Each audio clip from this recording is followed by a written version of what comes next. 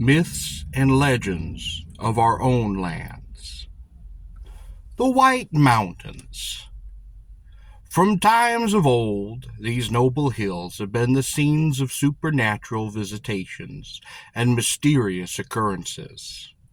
The tallest peak of the Agachuks, as they were in Indian naming, was the seat of God himself, and the encroachment there of the white man was little liked. Near Fabian's was once a mound, since leveled by pick and spade, that was known as the Giant's Grave. Ethan Allen Crawford, a skillful hunter, daring explorer, and man of Herculean frame, lived, died, and is buried there. Near the ancient hillock he built one of the first public houses in the mountains. It was burned. Another, and yet another hostelry was built upon the site. But they likewise were destroyed by fire. Then the enterprise was abandoned, for it was remembered that an Indian once mounted this grave, waved a torch from its top, and cried in a loud voice, "No paleface shall take root upon this spot. This has the Great Spirit whispered in my ear." Governor Wentworth, while on a lonely tour through his province, found this cabin of Crawford's, and passed a night there, tendering many compliments to the austere graces of the lady of the house, and drinking himself into the favor of the husband, who proclaimed him the prince of good fellows. On leaving, the guest exacted of Crawford a visit to Wolfboro, where he was to inquire for old Wentworth. This visit was undertaken soon after, and the sturdy frontiersman was dismayed to find himself in the house of the royal governor. But his reception was hearty enough to put him at his ease, and when he returned to the mountains, he carried in his pocket a deed of 1,000 acres of forest about his little farm. The family that he founded became wealthy and increased by many an acre the measure of his royal grant.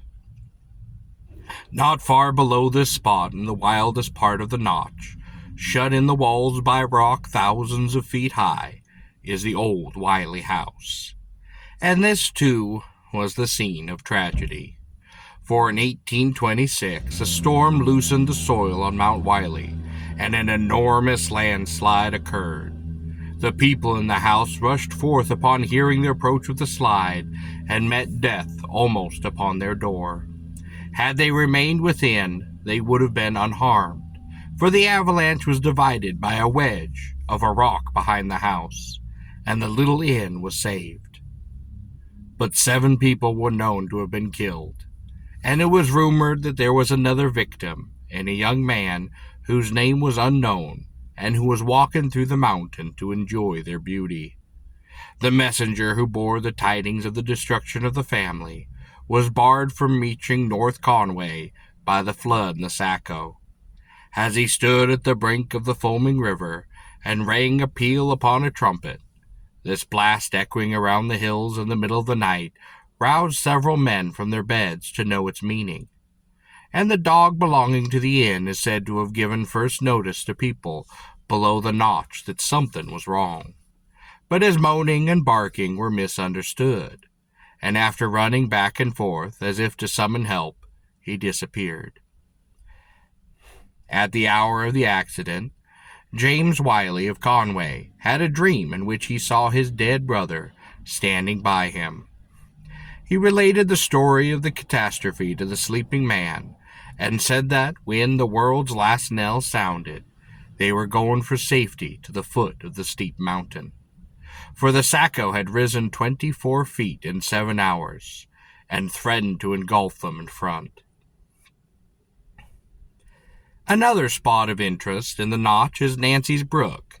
It was at the point where this stream comes foaming from Mount Nancy into the great ravine that the girl whose name is given to it was found, frozen to death in a shroud of snow in the fall of 1788. She had set out alone from Jefferson in search for a young farmer who was to have married her, and walked 30 miles through trackless snow between sunset and dawn. Then her strength gave out, and she sank beside the road, never to rise again. Her recant lover went mad with remorse when he learned the manner of her death, and did not long survive her. And men who had traversed the savage passes of the Notch on chill nights in October have fancied that they heard, above the clash of the stream and the whispering of the woods, the long, shuddering groans mingled with the despairing cries and gibbering laughter. The birth of Peabody River came out from a cataclysm of a less violent nature than some of the avalanches that have so scarred the mountains. In White's History of New England, Mr. Peabody, for whom the stream is named, is reported as having taken shelter in an Indian cabin upon the heights where the river has its source. During the night a loud roaring waked the occupants of the hut, and they sprang forth, barely in time to save their lives. For hardly had they gained that open ground before a cavern burst open in the hill, and a flood of water did gush out, sweeping away the shelter, and cutting a broad swath through the forest. Although the Pilot Mountains are supposed to have taken their name from the fact that they served as landmarks to hunters who were seeking the Connecticut River from Lancaster District, an old story is still told of one Willard, who was lost amid the defiles of this range, and nearly perished with hunger. While lying exhausted upon the mountainside, his dog would leave him every now and then, and return after a couple of hours. Though Willard was half dead, he determined to use his last strength in following that animal. And as a result, he was led by shortcut to his own camp, where provisions were again aplenty, and where the intelligent creature had been going for food. The dog was then Christian Pilot, in honor of his service, and the whole range is thought by many to be named in his honor. Waternomy Falls upon Hurricane Creek at Warren are bordered by rich moss where fairies used to dance and sing upon the moonlight. These sprites were the reputed children of Indians that had been stolen from their wigwams and given to eat of fairy bread, that dwarfed and changed them in a moment. Barring their kidnapping practices, the elves were an innocent and joyous people, and they sought more distant hiding places in the wilderness when those stern churchmen and cruel rangers penetrated their sylvan precincts. An old barrack story has it that Lieutenant Chamberlain, who fought under Lovewell, was pursued along the base of Melvin Peak by Indians, and was almost in their grasp when he reached Ossipee Falls. It seemed as if there were no alternative between death by the tomahawk and death by a fall to those rocks below.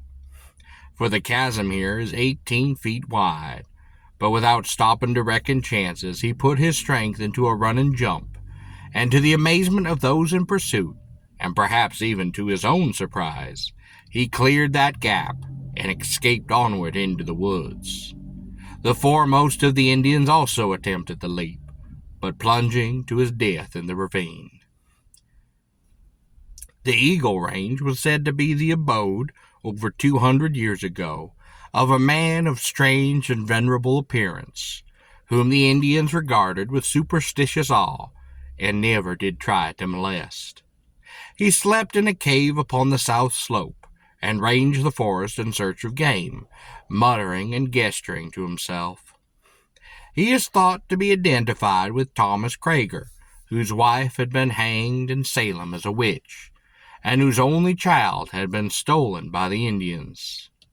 After a long, vain search for the little one, he gave way to a bitter moroseness, and avoided the habitations of a civilized man and those of the savages alike.